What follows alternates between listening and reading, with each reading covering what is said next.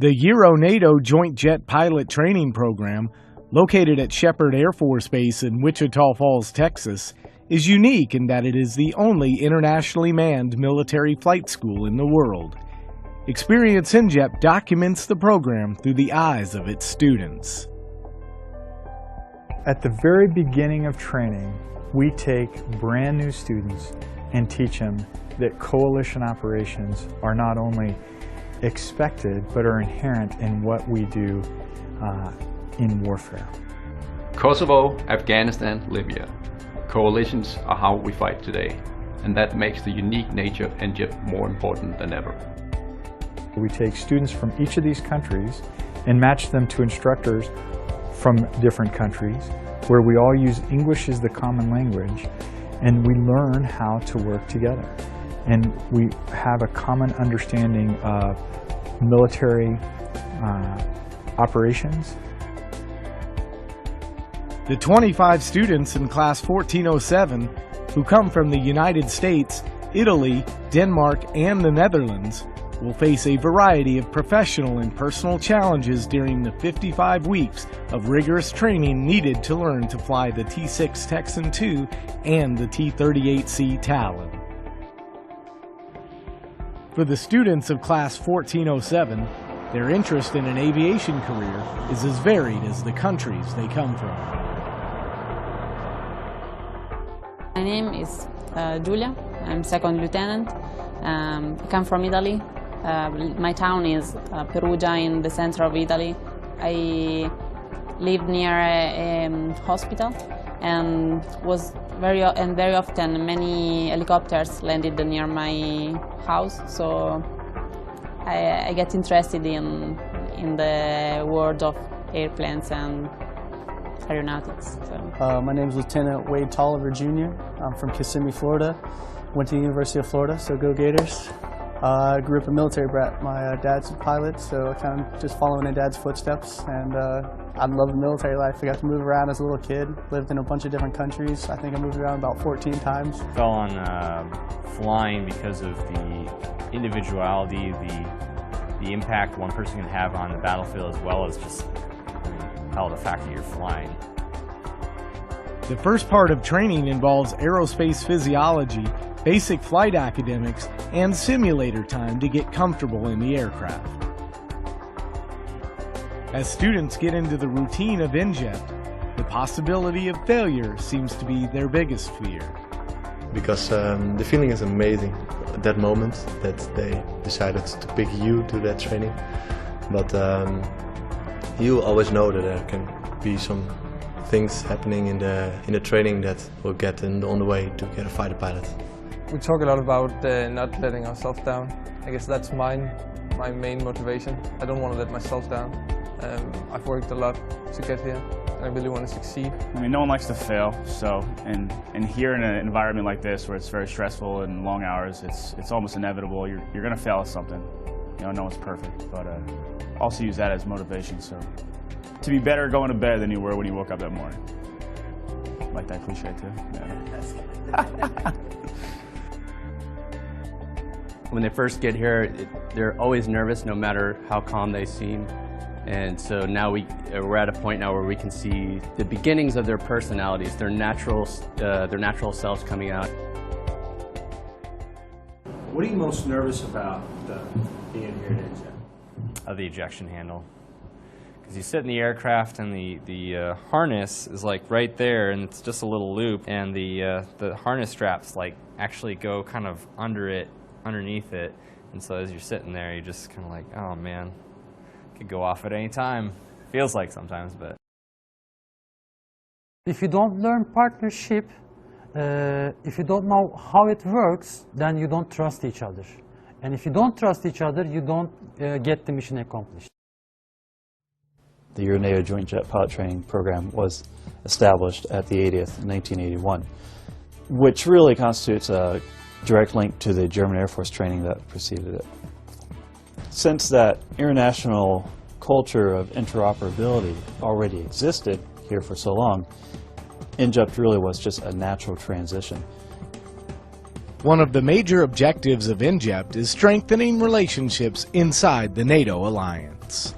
When you train 55 intense weeks together, and you have your highs, you have your lows, and have to live through that, you understand how not only your national friend sitting next to you, but other nations, how they basically deal with that.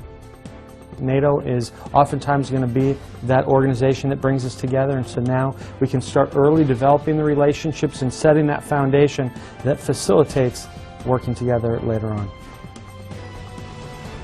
For the pilot trainees in Class 1407, the combined operational exposure at EnJEPT begins the process of building relationships. Right now they're just learning to work with each other in a student level, learning and growing together in the initial phases of their pilot training career and their aviation careers. But later on they're going to be going to war together, and so the relationships they build here, the abilities to work together with different NATO countries are going to pay huge dividends later on when they're going to war together. We're with 4 countries. We're with the Americans, Italians, the Dutchies, and the Danes. And it's a good thing because we're going to see each other again at international exercises, and we'll go to combat together. So I think it's really cool that we also train together. All of our operations and the way we operate is based on NATO operations, so what we train here. And in that sense it's nice to go over here and be together with all the other NATO countries and train this to the same standards. From senior leaders down to the student pilots, learning partnership at EnJEPT eases the transition into real-world NATO air operations.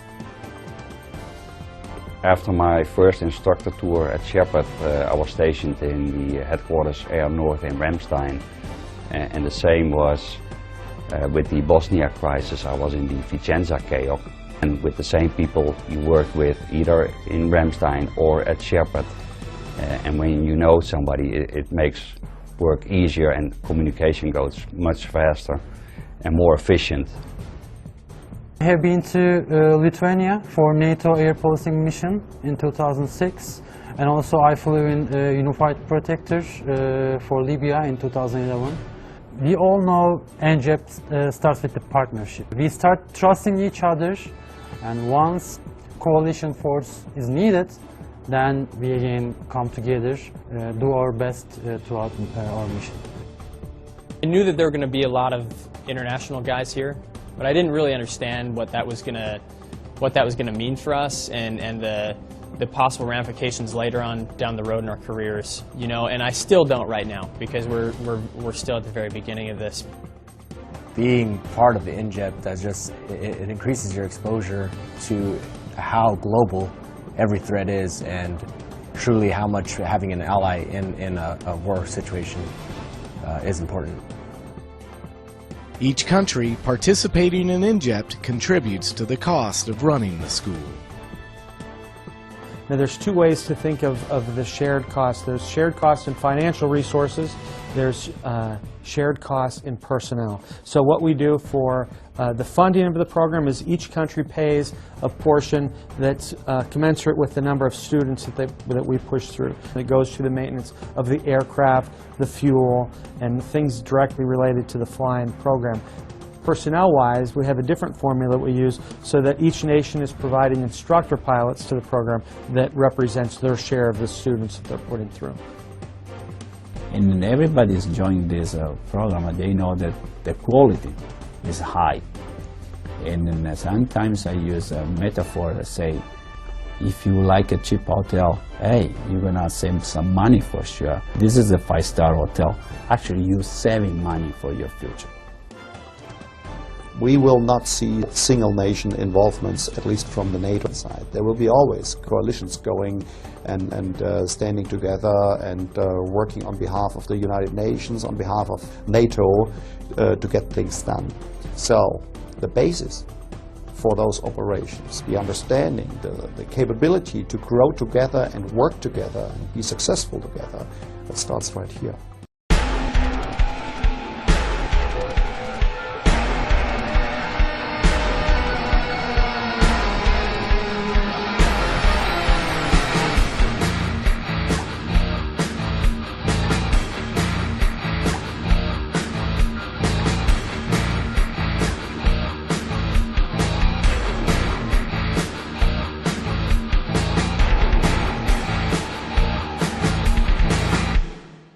Before Class 1407 can soar above the Texoma skies in the T6, they have to hit the books first. That they gain in the academic phase of training really will set the stage for the rest of it, because once they start flying and when they hit the flight line, they're going to be so task saturated and so busy that they can never go back and catch up on that very effectively. It is a little under a week long going through AeroPhys. You learn about physiological factors, the aircraft systems that keep you alive, and one of those is the ejection seat and the parachute. So they take you out, have a whole facility set up where you practice your parachute landing fall. You slide down some wires, drop, and you can practice a little bit more, and then they also practice dragging you on the dirt so that you can unclip your harness while you're being dragged by your parachute. The T6 phase, in number of hours, flying hours, we get about 104 hours on the T6. Why is that? Because we have very good simulators these days.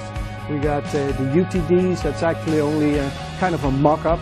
We got the IFT, that's the instrument flight trainer, and we got the OFT, that's the ball we call it. It has a 270 or almost 300 degree visual. We're now 1 week in the academics, and we got explanations about all the systems of the T6. We just finished the last lesson. The last lesson was a simulated demo. All the stuff that's going on in the airplane during the flights, about all the enunciators that tell you what's going on with the airplane. So that the book does make more sense. It was awesome. I mean, you get in there and it's fun to actually flip a switch and see the lights happen. I mean, we have posters at home where we can sit and look at it and push it, but nothing happens. But to get into an actual simulator where we flip a button and stuff happens, it's just one step closer to the actual plane. With the academic phase of training complete, the students finally get their first taste of the flight line. Typically on day one, when we start doing dollar rides, so their first ride in their first flight in the T6, they're usually pretty excited and usually pretty relaxed, a little bit nervous because they've never been in the aircraft before, but the expectations are so low that as long as they can start the engine and get us taxied out there, then that's pretty much all we're looking for. Just excited. We've been sitting in the classroom for the past 3-4 weeks, just ready to finally get in the aircraft to know what it feels like. When I was walking out to the aircraft, I was pretty nervous. I've only been out to the aircraft once before then, and I knew I had to do all the outside exterior checks.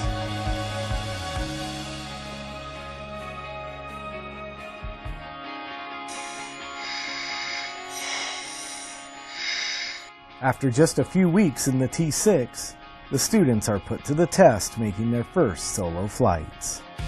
It's very compressed as far as all the information they need to learn about the pattern, about the priorities, emergency procedures, all that stuff. That's why the very beginning of Phase 2 is we're very crunched for time, trying to ensure that they learn all this stuff so that they can go up and have a safe solo. How nervous are you? Gotta use the bathroom nervous. We shut the engine now, and my PO was trying to give me some advices on how to face the different situation. Just the last tip that a great IP can give you. Because we don't have wings, but we are going solo.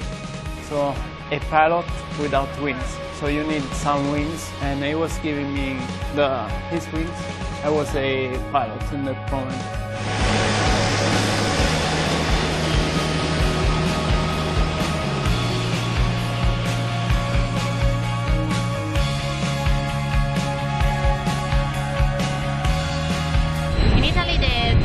The penguin for the cadet of the academy or anyway pilot that is in training is that the penguin is an animal that has the wings but cannot fly. Another long-standing tradition is after the initial solo, being thrown in the dunk tank.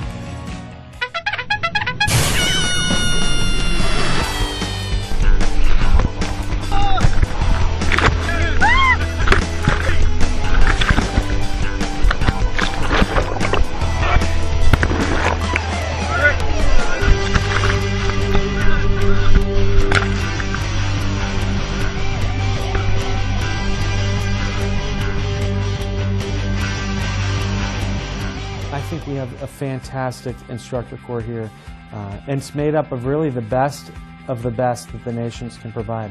When I think of these NATO countries and how important it is to many of them to develop strong ties with the United States, they're picking their high potential officers from the get-go. The working hours that actually the line IPs go through, it's pretty extensive. I mean, we're talking about an average of about, 10 hours, maybe sometimes even more, and that's also for the students. The instructors that I look up to the most they carry traits that I would hope to embody myself someday. That willingness to teach, the enthusiasm that they bring each and every single day. That says a lot about a person when they can do their job with enthusiasm, as well as just being encouraging to others, whether they know it or not. For every instructor pilot at NJET, there's a different reason for enjoying the assignment. Being an instructor pilot here in NJET, I like the international community, of course, the opportunity to fly with all different countries, as well with training our own students, our own Dutch students, to become fighter pilots in the near future. What I enjoy about being IP is you get these guys in, you're flying with them initially, and they're throwing up, they get airsick, they can't point the plane in the right direction at all, and then eventually by the end of the program you're flying formation with them. And I really enjoy that, to see them transition from this puking student to someone who can actually fly on my wing and not scare me most of the time. The greatest satisfaction comes from watching that light bulb turn on over the students' heads whenever they're practicing something over and over again, and then finally they get it. Working in a multinational environment can present unique communication issues. There are definitely language barriers, not only on the ground, every day, but also in the air, which is kind of the more difficult time to have those arise. And you really have to be careful not to use a lot of American slang, because sometimes you'll say something, some kind of phrase or something that normally an American student would understand what you're saying, but an international may have no idea what you're talking about. When I very first started, I remember when we did the first briefing in JFACC, and the IP were talking, and I had to pay really attention to what they were saying to understand and get all the message. Right now, I mean, for me, I don't have to think about what they are saying, and sometimes I'm thinking English, so sometimes I have problems to speak Italian. I mean. After the flight, we always debrief about the language problems. I said you this, but you understood in the wrong way. And we always get the lesson learned in order not to do it again for both the IPs and the student pilots. The willingness to communicate, I think that overcomes a lot of any language difficulties that may be present there. Me personally, I've never had a problem. I have flown with Italian and German instructors. They're a lot of fun to fly with. They just have a different perspective that us as Americans may not be used to seeing. Being an instructor pilot sometimes means revealing hard truths to the students.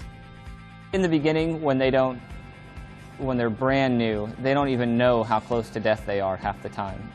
They'll do something, and they think that it was actually good, and then in the debrief you have to say, well, you almost killed us, actually. So this is why we need to talk about this. As a student, you're always kind of nervous about that next sortie. You're always kind of wondering, what are the real expectations? What do I really need to know? What do I really need to do? And it's hard to have a judgment of what you need to know when you don't have experience to back that up. The longer I fly, the more I anticipate the mistakes that they're going to make, because all the students make pretty much the same mistakes. So after a few classes, you start to see the mistakes developing, and it's almost like you can just sit in the back seat, watch their helmets, and see when they're about to make a mistake. And so I'll see the mistake developing, almost see what they're thinking, and the whole time I just want to either say something or fix it, and sometimes you have to just let them make the mistake. You start out flying with them, and of course you're not going to do everything perfect, and then once they get into their way of doing things and showing you how to do certain maneuvers, or just hearing them when they talk in a brief or a debrief, and knowing and understanding how much knowledge they have and how little you have, it's kind of a shocking factor. The experience of training the next generation of NATO air warriors is a labor of love and dedication.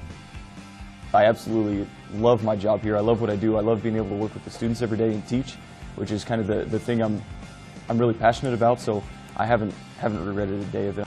It's an incredible experience working with the students, being able to mold the next generation of fighter pilots, not just for the United States, but for our NATO allies as well. There's two things I love doing, and that's teaching and flying, and this is the perfect job to be able to do both of those. I can't imagine doing anything else.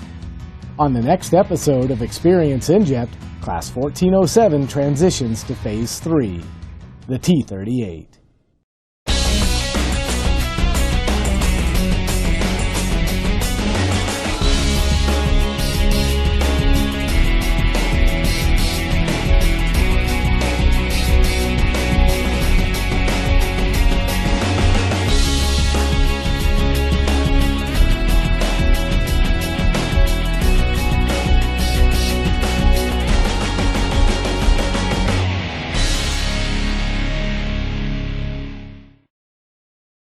As they transition into the T-38, it doesn't take Class 1407 long to figure out that the journey to becoming NATO Air Warriors just speeded up.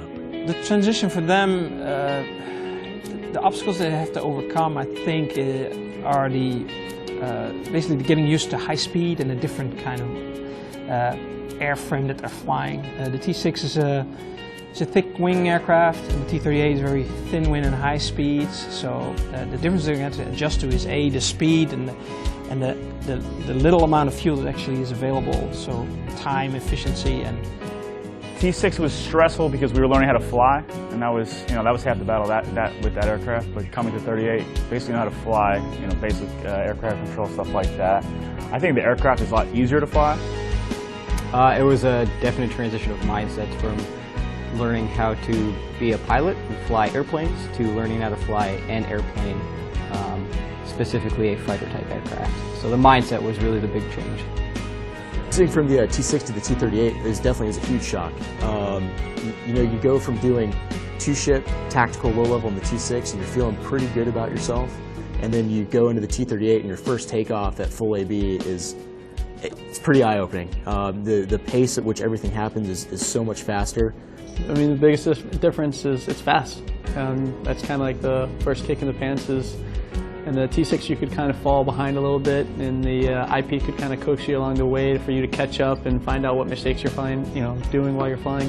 T-38, you fall behind right away. There's no catching up. You need to be ahead of the jet, thinking ahead what you're going to do next. And so that was the big eye-opener. And when transitioning to 38s, everything moves twice as fast. After making the initial adjustments to flying the T-38, the students once again find themselves solo. As a class as a whole, they're progressing. We've had one solo so far, and although things could have gone better on that one, he did the right procedures to correct the deviations that he had. They're coming along nicely. They're showing a good learning curve, making it happen. I was really excited, really nervous. I wasn't scared until I took off and I realized I had one of the aircraft with the new tension springs installed in the stick. So I thought I had a flight control malfunction initially, which was a little scary. But it was one of the best feelings I've ever had, getting out to the area, flying by myself, and bringing the jet back safe. When you solo the T-38, that's the biggest thing that I've done in pilot training, right? Because it is a jet that you have to really respect, and if you don't respect it, you can kill yourself very easily. And to land and have successfully accomplished a mission, whether it's with an IP or especially solo, is a great feeling.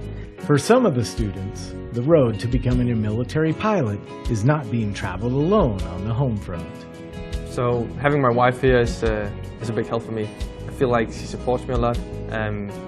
Just doing a normal day, having her at home, helping with every general stuff I have to do at home.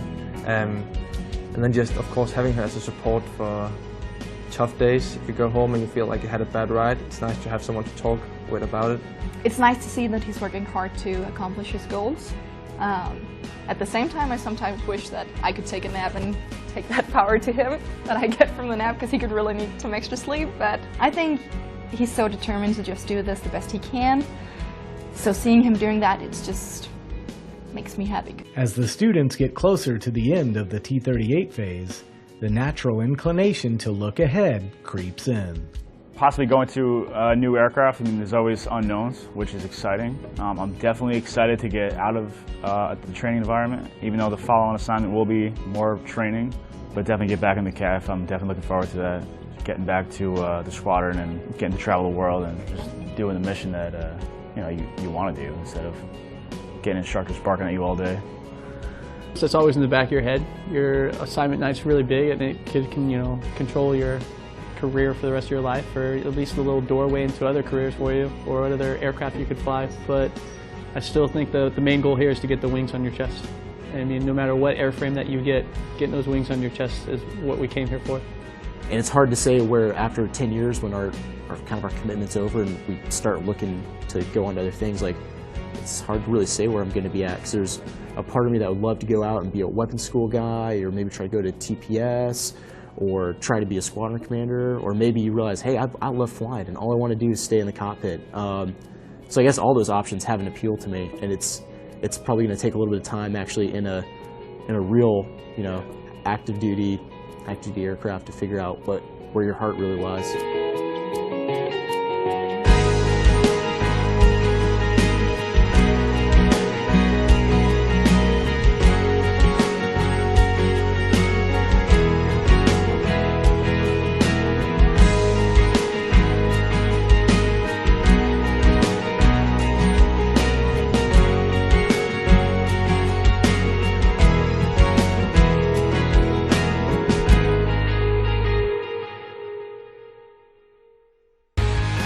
On the next episode of Experience NJET, Class 1407 learns their future on drop.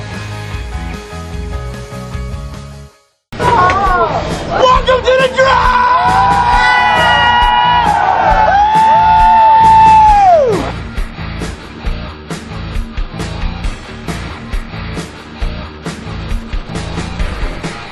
Every assignment night has a theme, and we came down to either the not Academy Award night, because there's no Academy students in our class, or the Summer X Games.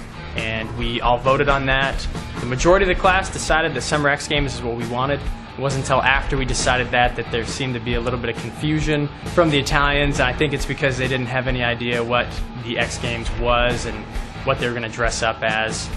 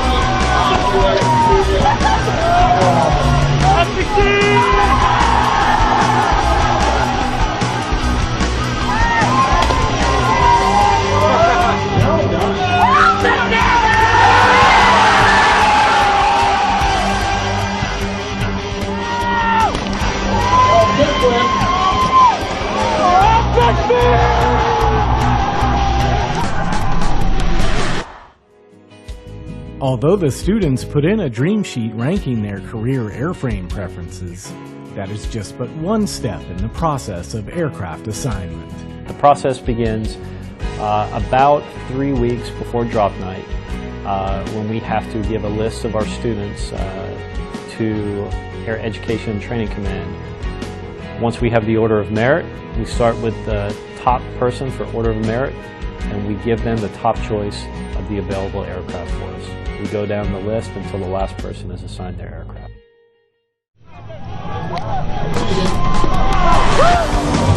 E3!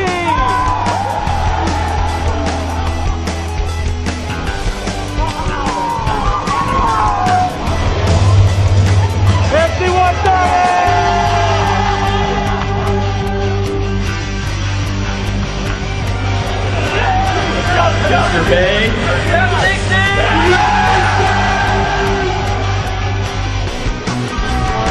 Grab.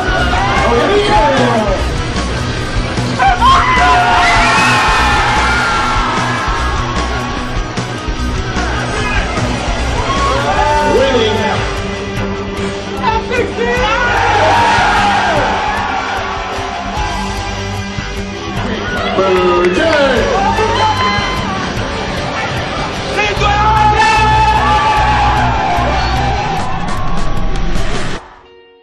Once students have been assigned an aircraft, their mindsets quickly start taking shape. It's kind of an exciting time. There's a lot of anxiety and tension and excitement leading up to assignment night. And then there's certainly some relief for some and excitement for some as well, as they now have an idea of what they're going to do the rest of their career.